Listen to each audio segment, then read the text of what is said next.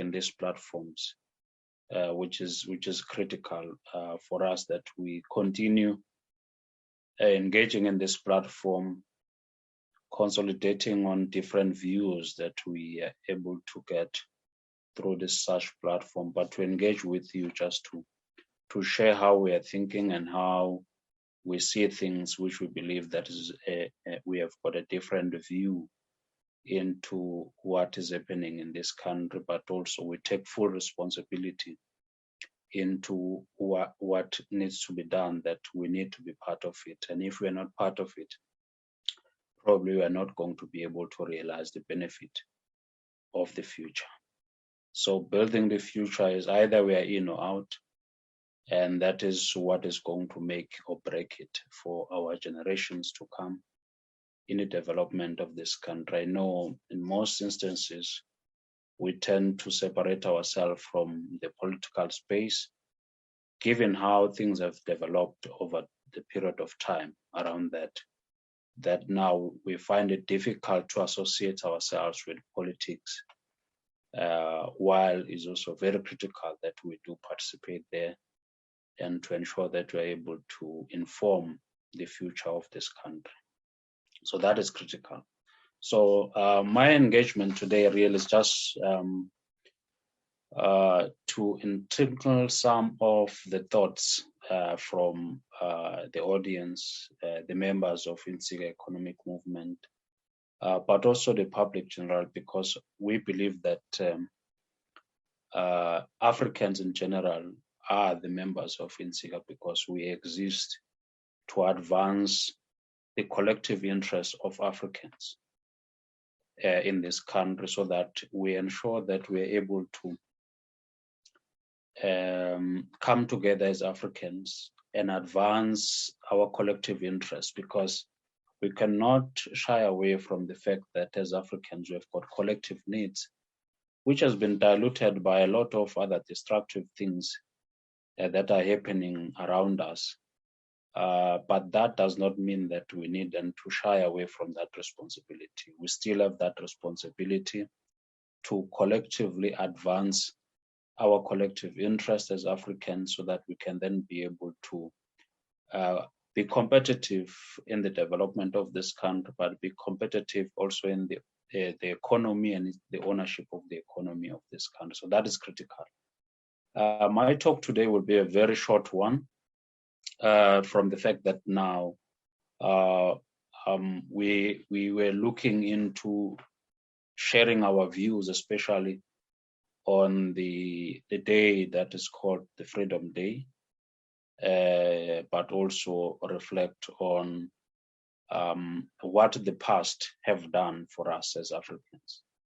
Is something that you cannot do anything about it, but I think is something that can help us to inform how we build from here going forward. So that is important, that we are able to reflect on the past and ensure that probably we share the same understanding of the past, so that as we build going forward, at least we all understand where we come from, and probably we understand some of the things that we are going to be doing, because they need to be informed by the past, where we are coming from as Africans. So that is critical from our side. So as we then do that, then we reflect also on probably not everything that has happened, because I know as Africans, we have been there, we have seen what we have done from 1994 till now.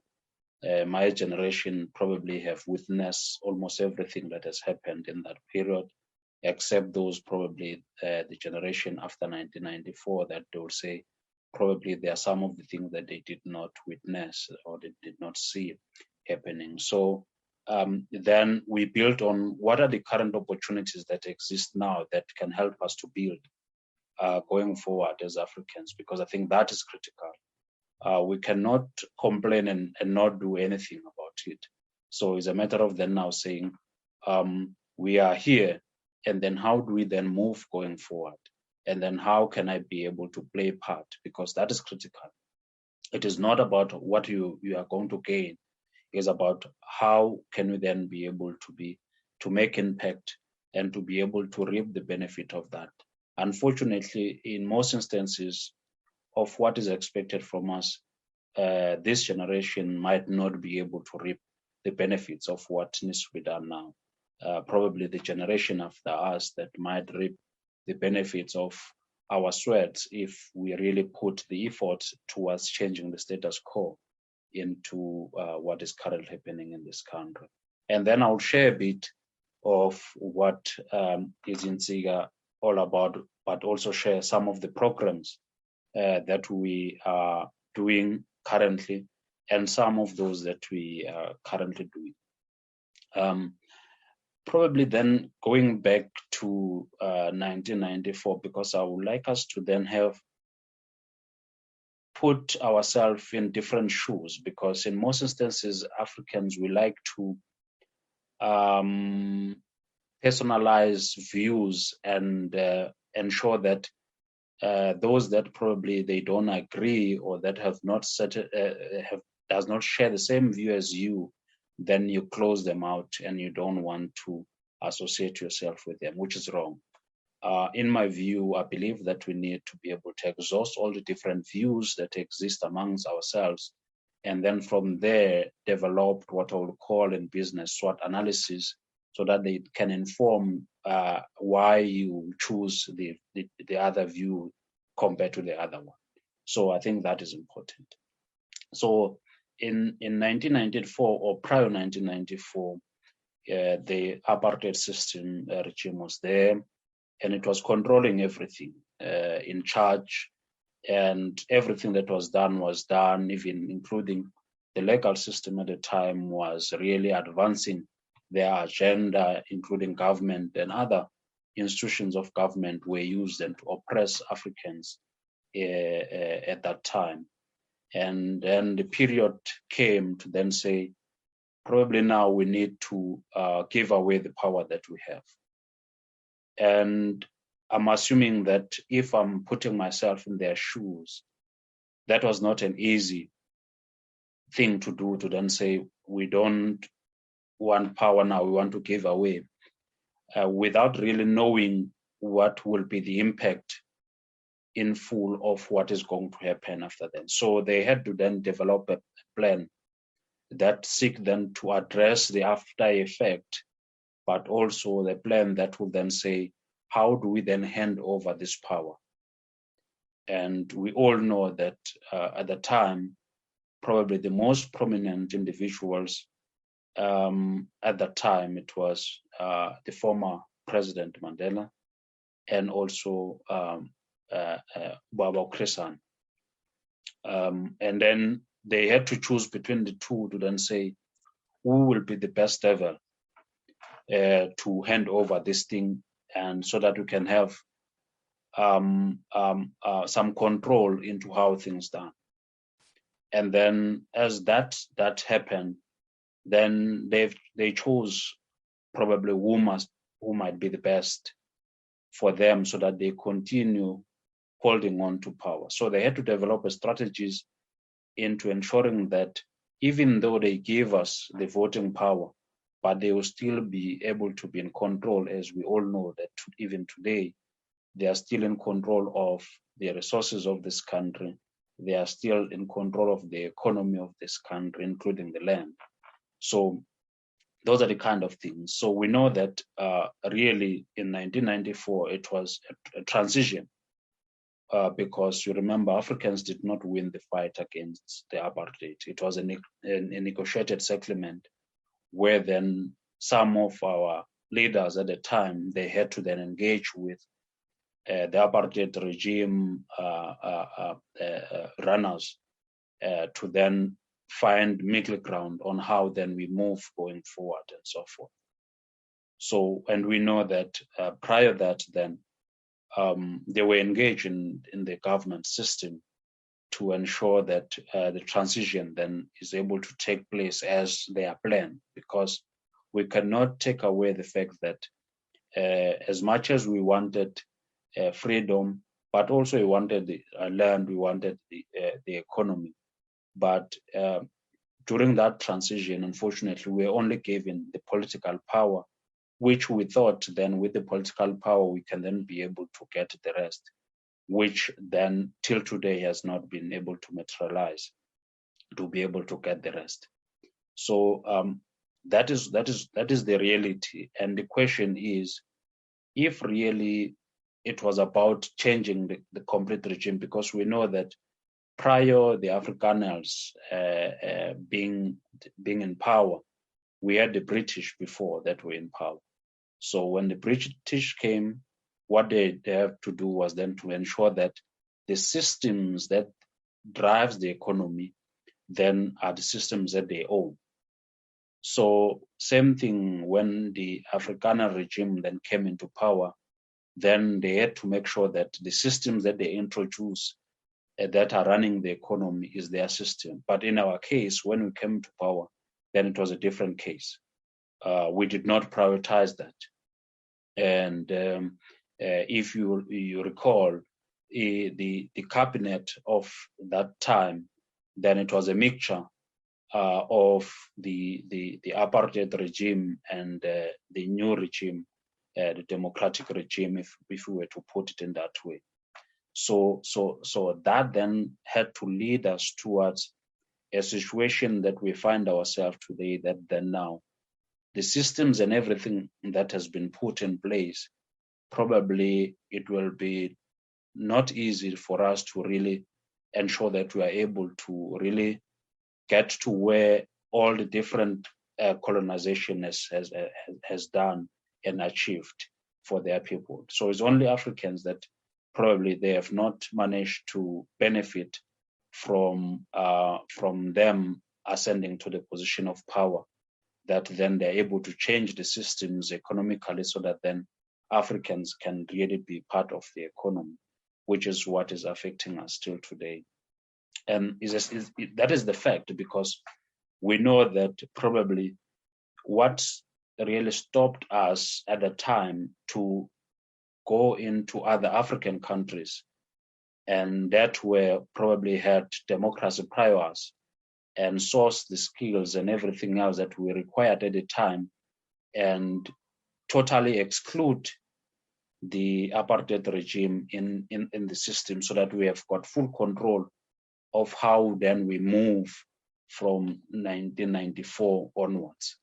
So that has been the challenge of our systems, and politics then coming into such a system, then obviously there is no way in which then that political system will not be diluted to ensure that then they still have control of the power that is within the political space. That's why today, even the political parties that exist, you'll witness that they still enjoys the economical support or financial support from the beneficiaries of the old regime, which is the apartheid regime, till today. So that is the truth, and that's what is happening. But also you will see that how difficult it is for an African child to really be able to make it, even when you talk about the issues of the economy, to get into the mainstream economy and to be able to dominate in that includes, for example, agriculture and other sectors of our economy. You will find that it's difficult for an African child to get in there and to be able to make it because of the systems that has been developed in there. You might say you like it, you want to get in there, and you are there, you are doing it, but really you are just crashing some crumbs there and there. You are not in control of the system from both the production, the distribution, and also the consumption of that, where most of us, we really dominate in that space of consumption, because that's what is happening. And you'll witness that even within government, how things are done, they sort of simulate the same scenario that you see in the private sector, that the white businesses, they still enjoys support, major support than black-owned businesses within the government space. And they are able to hide behind the fact that we don't have skills as Africans, and all these other things. And obviously, if I were a white person and want to continue to dominate this economy, what I will do is that I will then be able to find ways in which I can sponsor some of the Africans to get into this business, but also put a trap for them to fail, so that then the others, that then becomes the use case in which then I use to be able to continue to dominate the economy, which is what is happening in a number of things. If we look at a number of destruction programs that exist in our society, being it drugs, being it xenophobic attacks, being it what is this thing, human trafficking and so forth. So those are kind of things, programs that I will opt for to ensure that then I continue dominate the economy and so forth, because then that will then show that Africans, they fail, but also it also goes to the fact of trust amongst Africans, because what you will also want to deal with in that space, as you also try to ensure that there is disunity within the African society, but also we instill the issues of mistrust, so that then there is no way in which they can easily come together, especially for business purposes and so forth, because you can then be able to sponsor some of those kind of programs that would then absorb a number of Africans into it, and then at the end and make sure that it becomes a failure, so that anyone that try to do that, even though it's a good program for Africans, but then because of that use case that there was something like that that has failed, then obviously we have managed to cause destruction, that then the trust issues in doing it again, then probably it will make sure that there are few Africans that gets to then participate in that. So that is what they have been doing, and they've played with very, very well within our society, and they've ensured that we are not able to really move from the systems that they've played. And they've been ensuring that those systems, they strengthen them, and ensuring that really we don't move away from what they have set for us during the apartheid. So even if we still think within the box that they've defined themselves, we have not managed to move out of that box to think outside the box, so that then, in fact, to think without that box, so that then we're able to then inform how we move going forward, because there is no reason why we don't have African superiority in Africa, because I think that is what we're supposed to be enjoying in Africa. And we need then to be able to start to inform the issues of the economy. And our government has got a lot of resources that can then be able to be channeled towards that particular programs. But we know that we have got a number of things that I can talk to, including the state capture, including the corruption, including the fact that most of our leaders, they are not controlled in Africa. They consult elsewhere for what needs to be done within Africa. So that is the challenge that we are being faced with. And it's something that we cannot get rid of it by sitting back and not doing anything. There's something that we need to do, and to ensure that at the end of the day, we are able to inform the future that we like to see for an African child in this country. Otherwise, the full oppression that probably will even go to the extent of getting back the political power is something that we might start to witness going forward in this country. And when that happens, then probably that will be the end of an African child in Africa. Whether that will come in our lifetime is neither here or there. Is then to say, what is it exactly that we are doing about it to ensure that our kids, they don't experience the apartheid system that we did experience, because we know what they are looking for in Africa that they don't have. Then the question is, do we really have Do we like the resources that we are having more than them, so that then we're able to put more effort towards then owning those resources and to be able then to develop that. So this is just to say, to then paint a picture of where we come from and probably where we are when you look at things. And there's a lot of things that has happened from that period till today. So then we had to then get rights to go and vote for the parties that probably we believe they have got better programs to take this country forward. But our leaders, then they got hijacked to then start to advance their self-interest than that of the people that they lead.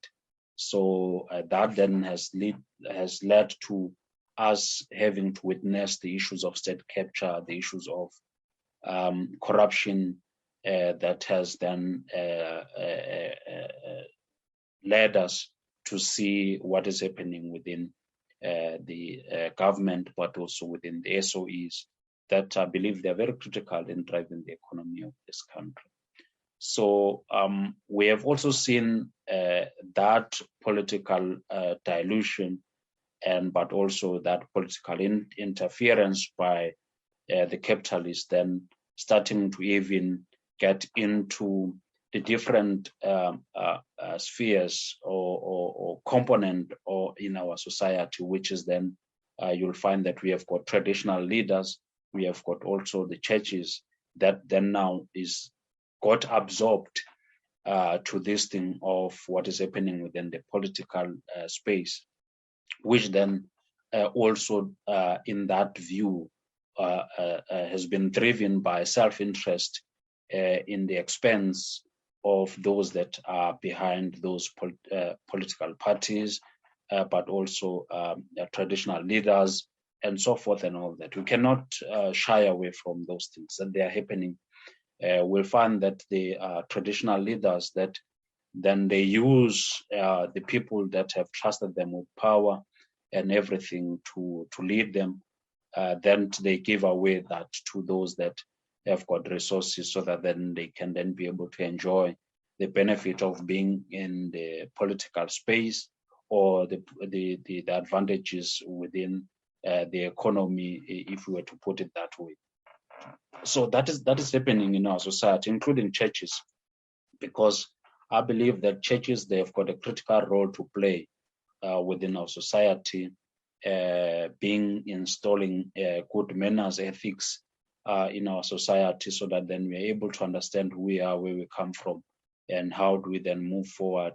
We have got traditional leaders that has to instill our culture and how we do things, but we have seen them sleeping in their responsibility, where then now you'll find that there are some of the traditions that if we were to look at the systems, the government systems or legal systems that have been put in place, then they undermine a particular culture that exists in our environment. So they decided that probably to correct what the minor things that was happening in that, then they decided that they need then to put legal system to deal with it, not really to correct it, which then has now affected certain cultures to be practiced in our society, which probably was a good for our society then to be able to understand where we come from as Africans, to instill those values in our Africans, so that they still remain Africans, not a European a kind of an African that then you'll find in our society today. Is one of those things that we're supposed to really deal with and try to understand it as we look at where we are, but also how things have moved around from 1994 till today. And we have seen our own traditional leaders being stuck, they are submitting under the political platforms today, which then was not the case before. And then we have seen even our own churches then submitting under a political platform, which then sees their power within our society, because then if they are all of those they are submitting under there, then there's no independence in how they need to conduct their business on the ground, and ensuring that our people and the people of this country, they still get the value that's supposed to come with those different spheres that exist within our society. So those are the critical things and the background that I wanted to share, which probably now we cannot change what has happened, but we can change how we then deal with things from now moving on in this regard. So, and then you will witness that part of the critical thing that position us as Africans is the economy itself. Because if we don't own the economy, we don't own the land, then probably we are not South African. Those that own those things and the resources that we have, probably there are more Africans than us. So the question is then, what do we do with that? So we have seen the commission coming into play, did its job, and now I fear that they've given the president the last report that they had to produce and so forth. But also during the same period, COVID came, and there's been a lot of destruction and then corruption in that process also took place, and we find ourselves having then missed some of the opportunities that probably that we're supposed to capitalize on it during that COVID process. But then the question that we need to ask ourselves is then now, how do we then build from here and go forward, given the past that I've just shared my own views around? Then the question there then becomes then to say, look, the critical institutions that then existed during that apartheid system, and they still exist even today. But then the question is, how do we use those for the benefit of an African child?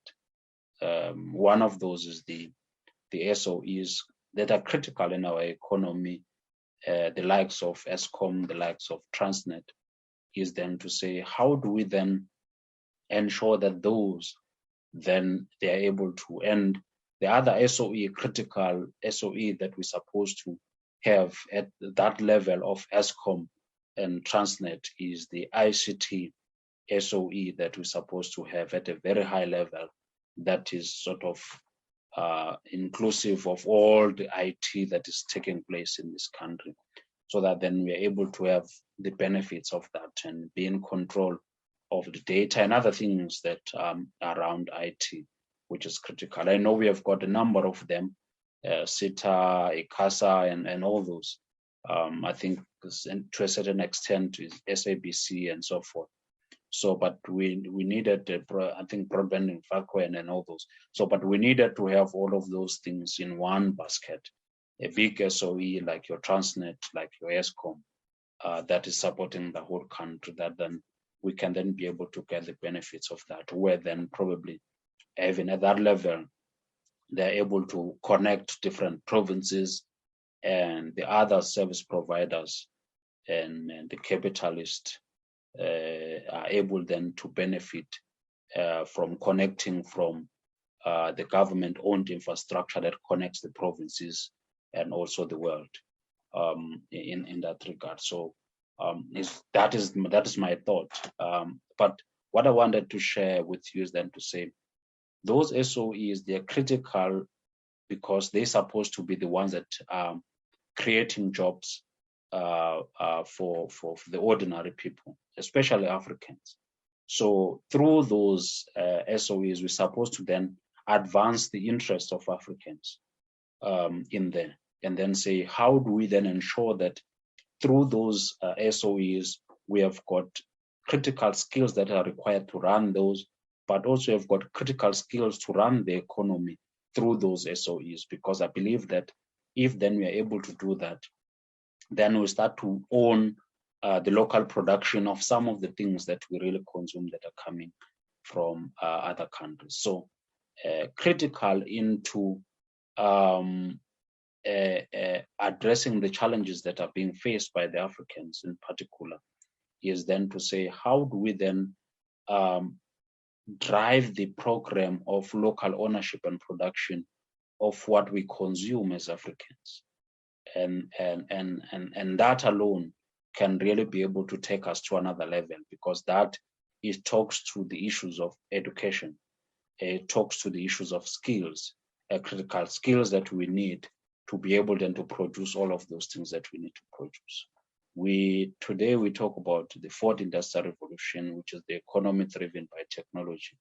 But then the question is, out of that, how many of those are locally developed? If it's an economy that is driven by technology, and how much of our investment have been to that space? I recall that the main reason that government presented to us at the time when they wanted to increase VAT from 14% to 15%, it was that they wanted to fund education. The question is, can government quantify what they have collected till this far, and how much of that really went to education, to support education? And if they were supporting education, what are those programs different from those programs that existed before that they wanted to fund? I'm saying this because government needs to shy away from this thing of going and getting money and collecting money from people to fund social programs. Africans, we are not lazy as Africans. We can do things ourselves. What we want from our government is a conducive environment where then we can then be able to create opportunities for ourselves and to be able to grow this economy. A government that would then be able to then say, we can then be able to kickstart, because we know banks, they're anti-African initiatives. So everything that comes from the Africans, the banks, they're not moved to really support such. That's why till today we have got billions that we went to borrow during the COVID period, and we gave to the banks, and they are still keeping it. I don't know who is enjoying the interest that comes out of those billions that we have given to the banks to distribute to businesses that were in need at the time.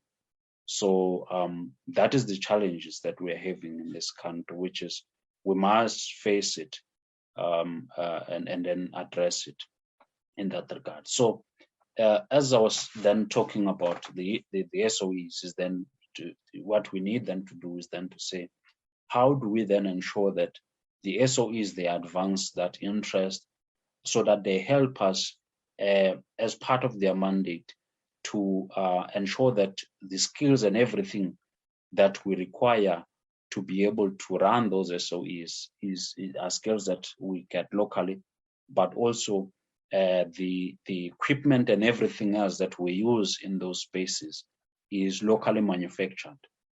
We have got education institutions that can then be able to help us to do all of those things going forward. So that is critical in then ensuring that we locally manufacture, and when we promote local ownership, there's no reason why our government cannot then be able to partake to such programs. It's quick and easy for government to do that. It can be done even through the procurement system. And then we have got the programs from government called industrialists, what.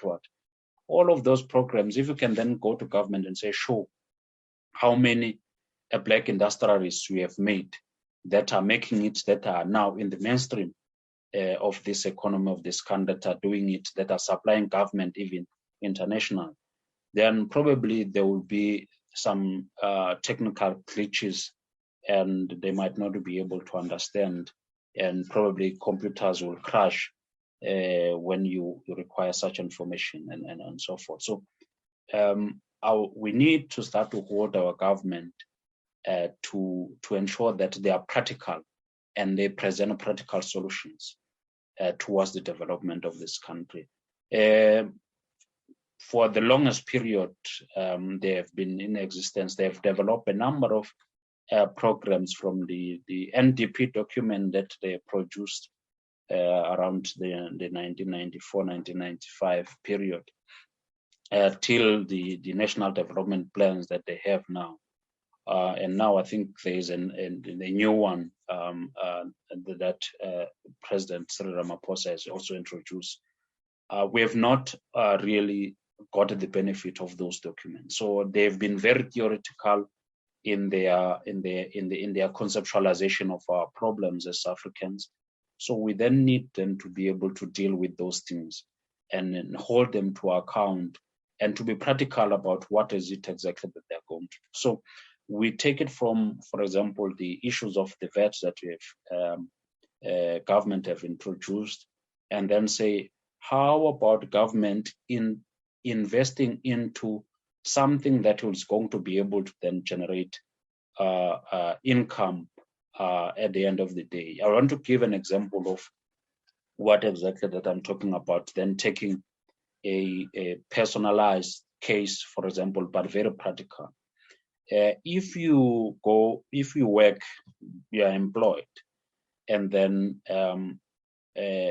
every money that is coming in, you then take and to put into the projects, onto products that you consume, then obviously then you're not going to earn the benefits of your hard-earned cash, because it means that you are directly working for those that produce those products that you consume. So then the scenario that then now we need to put in place, a scenario where then we have got the income that come into you, then before you get the income to then procure products and services that you consume, but you put it through the investment process that can then be able to yield an output that probably will multiply or add a portion into that before that you dispose that income for those things that then you consume. So basically, that is the kind of a scenario that we will want to see within the government space, where then the majority of what they collect is not really invested into keeping the lights on and also the issues of social grant, but is money that is put into programs that seek to multiply it, and then we use the returns from that then to be able to fund some of those programs. So that is the typical scenario that then we'll want to see from government. The fact that now we're even looking into how we can then be able to fund unemployment, that is a total failure from government, because government, that is not the mandate of government to fund unemployment. It is not. Government needs to then to be able to produce, to ensure that the environment is conducive for Africans to have opportunities.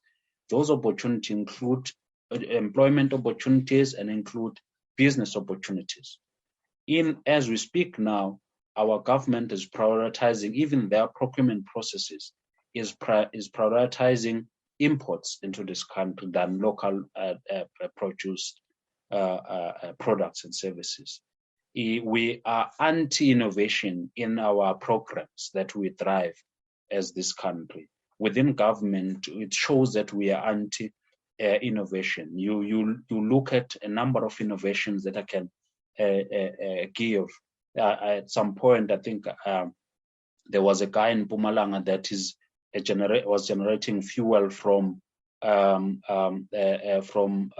what is this waste, mainly plastic, in Mpumalanga. And till today, nothing has happened. And in the same province, there was somebody that came up with some iPad smartphones concepts and so forth. But where are those people? Why, when those people we did not fund, if we are saying we are in the space where then the economy of today is driven by those things? Because if we understand what is driving our economy, then we'll understand what are the priority, what are the innovative initiatives that we need to prioritize so that then they're able to kick in there and support the economy locally. Because we cannot have an economy that really rely on foreign investment in its entirety. It's not sustainable, because those people that they are funding our local programs, then they have got they can call on strings so that then they're able to control us in one way or the other. So we cannot, and we cannot also control those things through our policies and all that. We don't have any grounds to negotiate for anything. That's why even the interest that comes with those things probably might be difficult if we have got nothing or other resources that we can then, or sources that we can utilize for our local funding of our programs and so forth. So that then becomes very critical. So now I'm talking about now possible things, but practical in the way in which then we can then be able to start to see things going the direction that we want to see going forward. So I was talking about the SOEs. SOEs need to then be able to drive the issues of the skills. They need to be able to drive the issue of local production of what they consume. But similarly, government also needs to drive that agenda that then says most of what government consume as products and services needs to be locally products and so forth. And there's a simple program that can be put in place. That's why even if you look at it today, from 1994, where there is no African owned business that we can look into and then say, this is the business that we were started from scratch after 1994, and it has been a success for us as Africans in driving the economic activities and all that. And we don't have to be shy. We need to prioritize the core of what drives our economy. We cannot then just go and embark on saying we want to get into this economy, but produce something that is in the periphery of the core of what is driving the economy. So we cannot embark on those if we are serious about driving this economy going forward. So the issues of our education then becomes very critical in changing the status quo, because then now we then need to then inform the education system that then now this is the kind of skills and capability that we need to develop as a country. Then the education system needs then to be able to produce that. At the present moment, I don't think we are in there. We are still lacking in a number of aspects in ensuring that we bridge the gap between what drives the economy and the skills that we get from the schools. And then from there, we need them to be able to even adjust it in such a way that we make sure that most of the kids that gets into higher institutions, then at least then they are able then to get into those programs that are really critical in our economy, which at the present moment, that is not the case. I know NSFAS has been trying to address that issue too then in their funding requirements, but I don't think it's good enough, because even what they are trying to sort of prioritize is not really talking to what the economy requires at the present moment. So that is very critical if we really want to ensure that going forward we are able to have the capacity and the skill that is required to push this economy. One of those skills is obviously entrepreneurship, that we need then to have a blended education system around the entrepreneurship, so that as people comes out of the institutions of training and so forth, then they're able then to either access job opportunities and also be able to start their own business. That's why, if you look into our society, the concept of selling things has escaped us. If you see somebody selling something, it's like it's not in our system. Is either this person is less off, kind of. We then need to go back there and revive that, because that is not the case. When somebody is selling something, then that means that person is an entrepreneur and so forth and all that. So yeah, those are the kind of things that we need to start to encourage within our society. We need to have programs that seem to do facilitate those things within our education system, but within our society as a whole, so that then we are able to start to see people getting into that space. But the government systems and policies then need to ensure that it prioritizes those, and then they're able then to be able to see those people growing, getting bigger and bigger and bigger and so forth. Because if the economic systems then they are sort of closed and there's no way in which those they can come in, then there will be frustration, and then there will be no attraction for those people to embark into those initiatives, so that then they can then be able to get into the economic stream and start to produce things that we can consume. So that is very critical in that regard. The issues of land is critical, because if we say one land, what is it that we would like to do in that land that we are going to get? There's a number of things that we can then be able to do in there. And I refuse that Africans must only be limited to agricultural activities that needs to take place there. What if I want to own the land and to be able to start a mall there, or whatever productive activity that I would like to start in such a land? So I have to be given that opportunity to be able to do that. It must not be only limited to agricultural activities that must take place in such a land that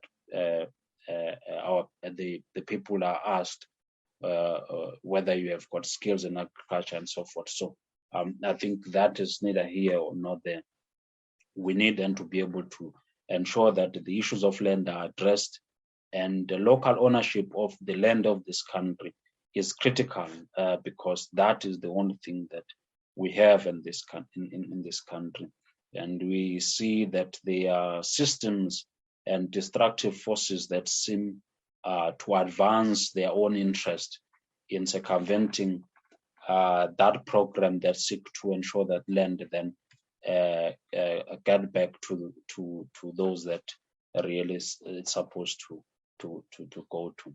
So that is one critical thing, and that bus also has missed us, because there was an opportunity to do that, but unfortunately, given the political power that really does not have power, because it's controlled elsewhere, then we have not been able to make any advancements and progress when it comes to that.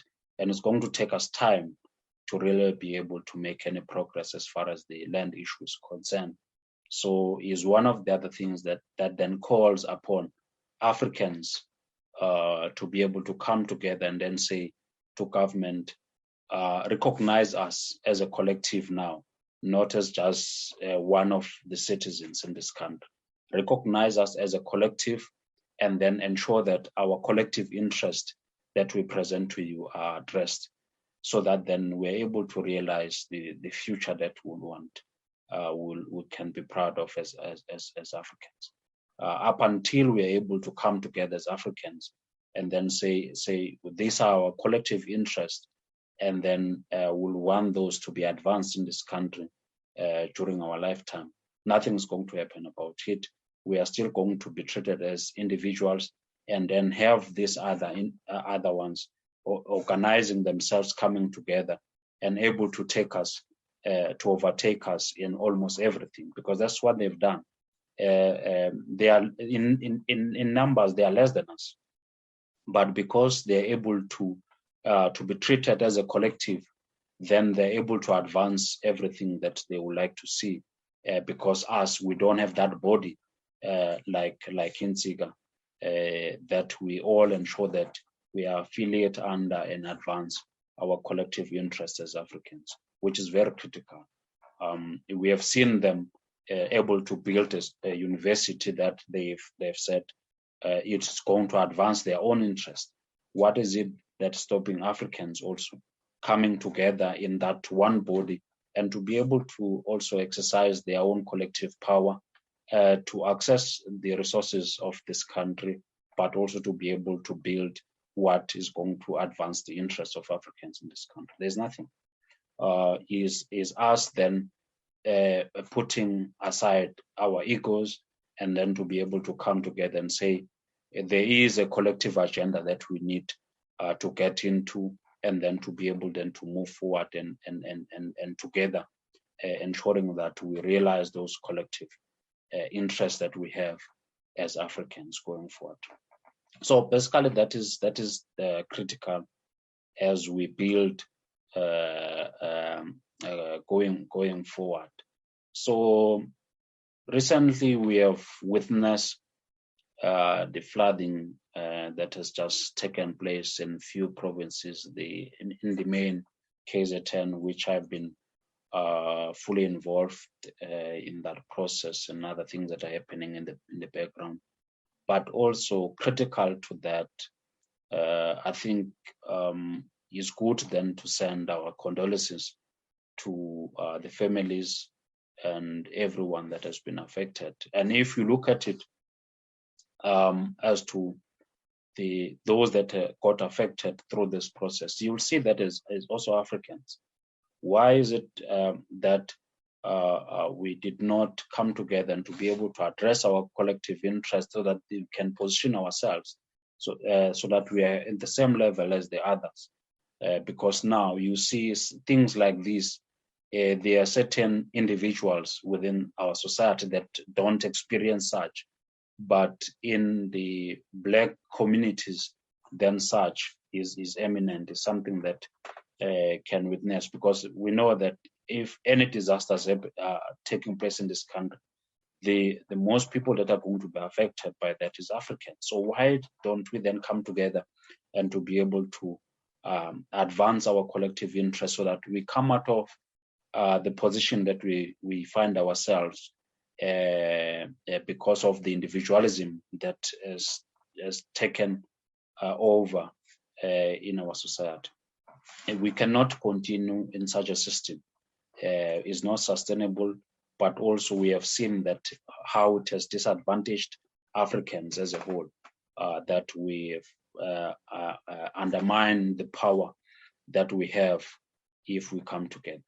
So I think that is the core of Africans getting to where they're supposed to be in that. So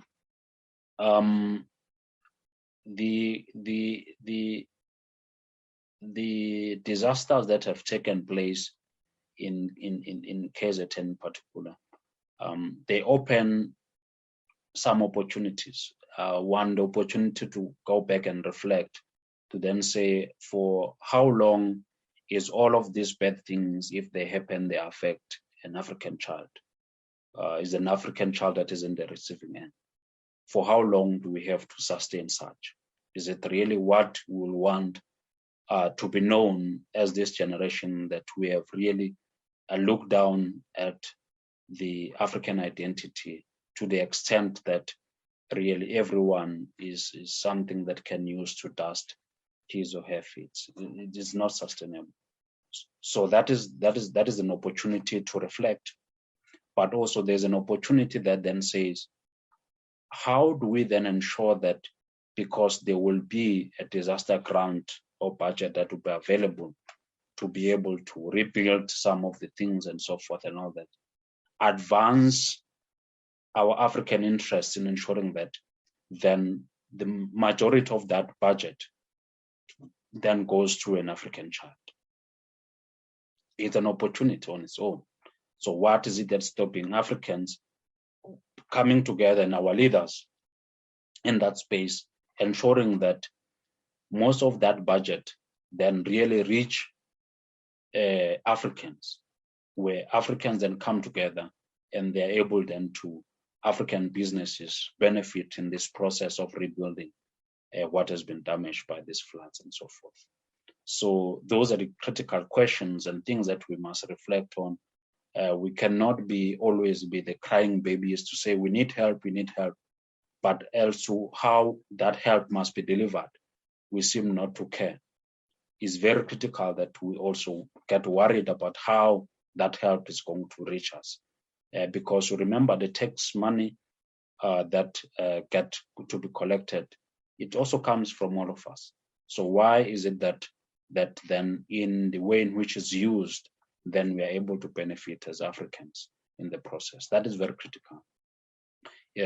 So that also, if I may also just get to the tangent to then say, including some of the programs that then are happening within our society, which, for example, I'll make an example of the 350 that is being deemed as a COVID relief for those that are unemployed.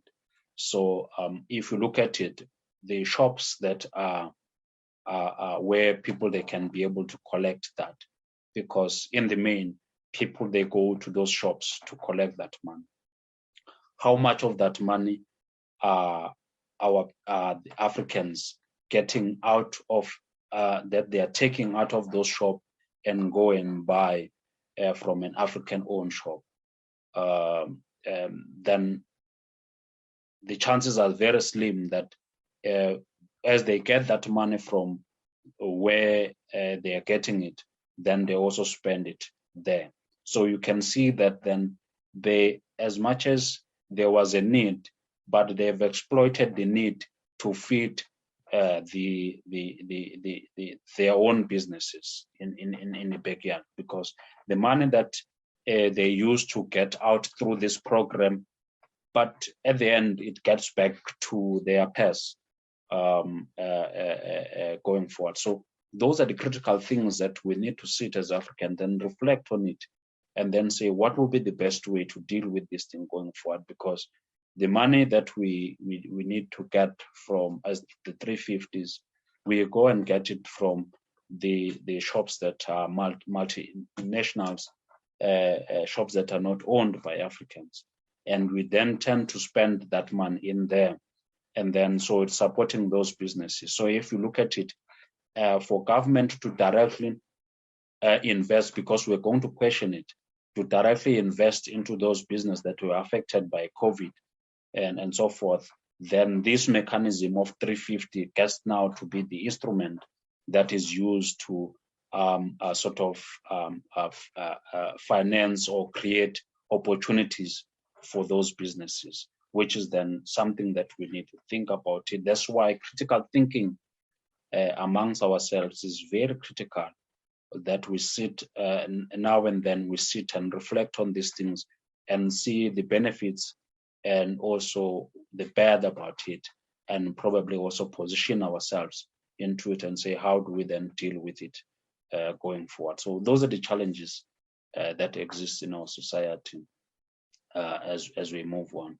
So now I would like then to cover the component that talks to Insika itself and the programs that we are running in our society to ensure that we're able then to also reflect into that.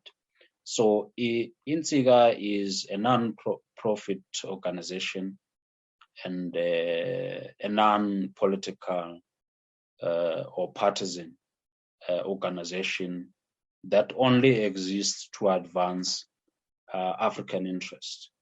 And how do we do that? We then prioritize the issues of nation building towards ensuring that as Africans, then we are able to come together and unite for the purpose of then able to respond to what is troubling us as Africans. So in this instance, then we then needed to reflect and then say, do we really want to, in this process, promote individuals that can then be coming in and see themselves as superpowers in this process of us coming together and fighting the good cause of then advancing our collective interests, then the answer was that is not the route to take.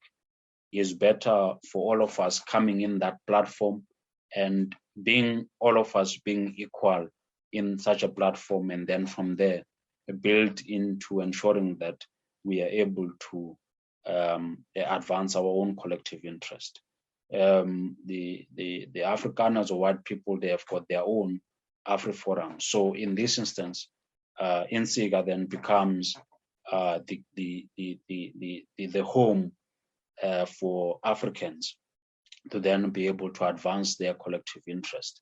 So our approach is that we need to be community centric in the way in which we respond to the demand that talks to local production, local ownership, and all those kind of things that I've alluded to as I was engaging before.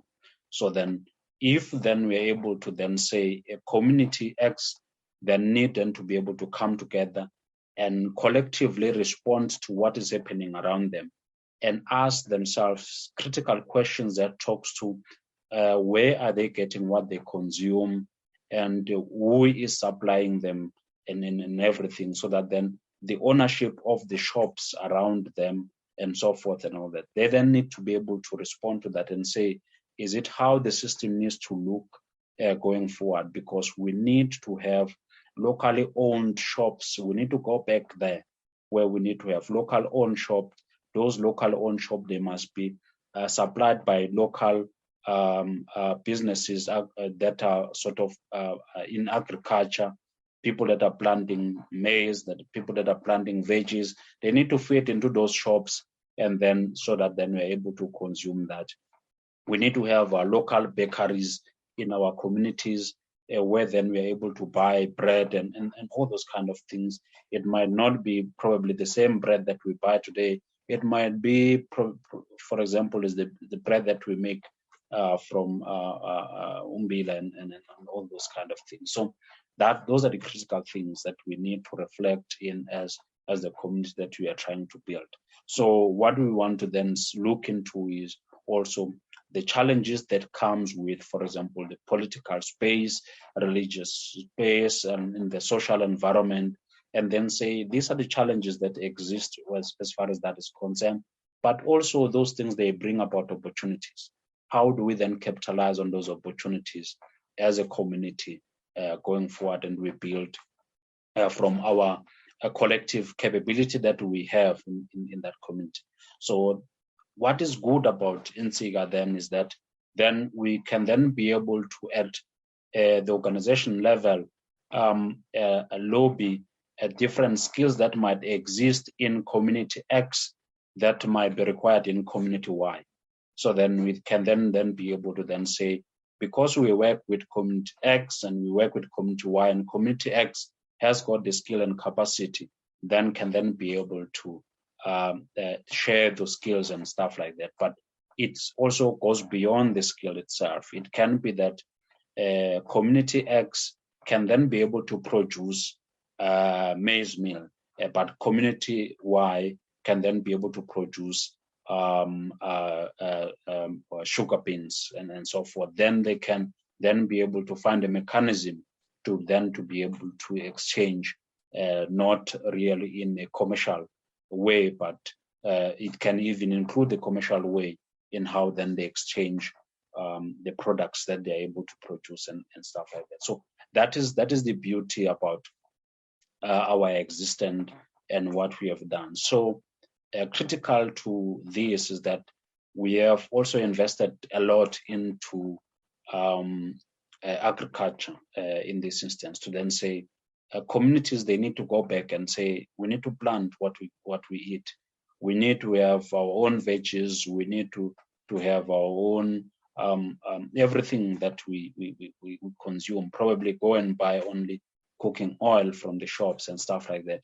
We need to go back there, and so that then we can then be able, someone will then say, but that's going to affect the economy. We will then need to fit into the economic system, because if the economic system then their sources then is then directed to what is happening within our communities, not what they get from outside the country, the better for our communities. What is happening within our community can still feed into what is the economic system, how is it configured. But if then the economic system is not open to that kind of a model, then for it to then die, we don't, there's no need, we don't care.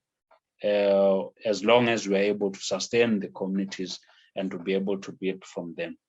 That's what we would like to see. So it's important that then the community-centric model then gets to be utilized so that different communities at the community level, they can really experience or they reap the benefits of their efforts, because collectively there they can then be able to derive what will really benefit them. We can then come in and then assist with skills and all those kind of things. But we know we are in the democratic space where we operate, where then the issues of numbers is important. Then we'll then need to be able to then have the affiliation of some sort that then can help us, that as we then advance our collective interest, we know exactly the numbers that they allow us to be able to go to push those interests going forward. So that has become then very critical for us as Insika to be able to change the current status quo. We've tried to work with government in a number of programs that we have proposed to government and to work with government, but the uptake from government has been not the positive one, and we have not lost hope. We still believe that there will come a time where they see the benefit of what we are doing, and it is not going to be us that we are going to be calling upon them at the time. It will be them coming to us, running, seeing the value that our organized communities, they're starting to reap from what we are pushing for, from what we believe in for Africans going forward. So that is where we are at the present moment. As I said, we are running the programs in the agricultural space. We have got communities that have bought into the idea, and they are doing something about it. In Mpumalanga, there is a number of activities that are taking place in there, and so forth. So we are advancing that. We want to get into that space. We believe that agriculture is critical, because then we start to get our people to where then they are really part of producing what they consume, and then we are also getting into the skills development space, where then we are saying we call upon all the different institutions that can then really be able to bring in expertise required, that then we require, especially in driving the economy of this country, especially in our areas of interest, where then we have got resources that can benefit the community. So the institutions of higher learning and research and development institutions, we are partnering with them. We are calling upon some of those that are not currently not on board to come on board, and then so that then we can define programs, because through this community-centric model, we are able to fit into the kind of research that are taking place in those institutions, but we are also able to consume the output of that, so that then we advance the interest of our communities, but also we are changing the lives of the people to be better going forward. So that becomes very critical as we deal with the issues that we are being faced with. We believe that we need to get to a point where collectively as Africans we can influence the political power that exists in this country, so that then we can fuse in our interests as Africans, because the current leaders that we have in that platform, they've used us to then advance their own personal interest. That's why you talk about corruption, we talk about state capture, we talk about all of these wrong things that they are now doing, which we did not trust them with the power that we have trusted them with to really engage into those things. They have decided to then say, we are not useful in the space, in the position of power that we have trusted them with. So those are the critical things that I think, as we reflect into this thing, we then need to then say the issues of being individual when we are getting into that platform is also affecting us.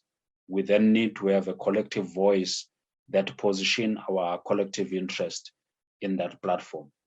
And those that seem not to be buying into that idea as leaders, then we sideline them. We are the majority in this country. Then we'll put our vote to where it matters to us. Those that seem to be advancing our collective interest, then we are going to trust them with power, and then we are going to keep them to account to our collective interest as Africans. So that is critical. So that is what we have done as a young organization, because we came into existence from 2019. But what we have done till this far, we are really proud of ourselves. We are proud of our selfless leaders that have really put efforts to get us where we are. We have knocked in a number of doors. The response that we have been getting is not a positive one, but we have knocked into the people's heart, especially Africans, and they've opened their hearts to us, and they are working with us in an incredible way. And we love to really encourage that and thank all of those that are on board, that are working with us, that are calling on us. I know I owe some organized groupings in Mpumalanga. I have to go there and sit with them so that we see how we can then work together as a collective in advancing the interests of an African child going forward. And we'll want to learn from their experience and also share our own experience and see how we work together. So we are not discriminating in those that have organized themselves as whatever groupings. We are open to work with them in advancing our collective interests as Africans. As we've said, ours is our advancing our collective interests as Africans, ensuring that African superiority is realized and is being felt in Africa. It has to be done. We cannot then not have African superiority in Africa while also we don't have enjoy the same in the other in Europe or elsewhere. So in Africa, everyone as he arrives here, he must feel the fact that the African superiority that must exist in Africa, it must be felt in one way or the other. So basically that is that. We believe that we have got the skills and the capacity that can then really drive this economy going forward.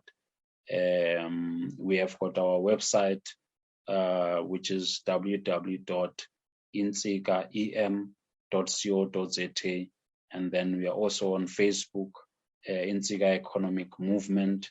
We are sharing a lot of content there, also what we are doing, including what we have just done, we've done in KZN, and so forth. So we are sharing the activities that we are participating in there, and then we are sharing some content that probably help to sort of enlighten some of the things. And we welcome different views that help us to be better going forward. So basically, that's who we are, and how we like to see things going forward. So with those words, I would really like to thank the viewers and to thank everyone that is listening to me and that will listen to this talk. And we are coming back now to our online platforms where then we are going to be sharing more into what is happening. We are going to be engaging different champions within the communities that we are working with this time. Them sharing how the journey has been, what is it that they have been able to achieve with our support, and so forth. So it is going to be interesting. This is an interesting year, given that we could not do that during the COVID period, but now we are out there, we are doing it, and we are proud. And the good thing is that the way in which we are doing it is just community coming together and saying, we can do this thing. We want to invest our energy. We can invest our 2 rand and 3 rands there and there, and us coming together and putting those together. And then we are able to do something that we can really show that now this is what we have done in those communities. I'm very proud of what we have done and where we are today. And these are just the beginning of good things that are still coming. And I'm exposed to a number of things that I'm able to share with communities, both locally and internationally, that I'm able to share with them and so forth. So it is great. And where I've got contacts and everything else, I'm able to mobilize resources there and to be able to assist. I know that there is one course in KwaZulu-Natal that is requesting some support and help when it's come to setting up a community computer center and all that. I'm looking into that. I will see how we can then be able to mobilize resources and assist as far as that is concerned. So those are the things that we are doing. We even during the COVID period, we were out there assisting communities that did not have food and stuff like that. So we're able to donate through the networks that we have. We're able to mobilize some resources, and about close to 100 communities, families were able to get some benefit of that in KZN and where I come from in Jozini. So those are the kind of things that we like doing. We will want to be seen as people's movement. Will want to be recognized as one of the organization that is very close to the people, the organization for the people, and especially Africans. We want to see us making a difference. We want to see ourselves changing lives of the people. We want to see some progress, even in areas where probably some of us have lost hope that there will be progress as far as that is concerned. So that is basically what we are doing and where we are. And we love you. We love you. And we appreciate the effort that you are putting behind. There are different other movements. There are different other organizations that I work closely with. I'm very excited about some of the initiatives that they are coming up with and present to us to then say, can we do this? How about this? And so forth. We want to see, we need to have our own billionaires as Africans. That person might not be myself, but I'll be very excited that the programs of Insika has yielded a black billionaire in this country. And that is possible. It can be done only if we put efforts behind that, because that billionaire is the billionaire that needs then to be able to fund our road infrastructure and invest into that, invest into education system, invest into all the other things that we want to see, so that we really don't depend on foreign investment. We need to create our own billionaires that they can then be able to invest into our economy. So basically, that is what we want to see. We want to see black billionaires coming out of these programs that we are doing. We want to see communities developing.